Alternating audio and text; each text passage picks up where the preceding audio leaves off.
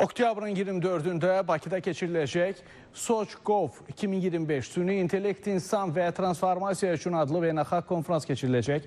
Dünyanın 20-dən çox ölkəsindən ümumilikdə 350-dən artıq nümayəndənin iştirak edəcəyi konferansda sosial müdafiə mövzuları gündəmə gətiriləcək. Bunu Dost Agentliyinin sədri Fərid Məmmədov deyib. Bildirib ki, SOCGov 2025 beynəlxalq konferansı sosial xidmətlərin gələcək inkişafı, yeni idarə etmə yanaşmaları və beynəlxalq təcrübənin paylaşılması baxımından mühüm platform olacaq. İlk dəfə keçiriləcək konferansın təşkilində məqsəd yerli və beynəlxalq ekspertləri bir araya gətirməklə sosial xidmətlər sayəsində sürətli inkişaf perspektivlərinin qiymətləndirilməsi, innovativ yanaşmaların, süni intellekt alətlərinin və müasir texnologiyaların tətbiq edilməsi ilə gələcək inkişaf yollarının müəyyənləşdirilməsidir.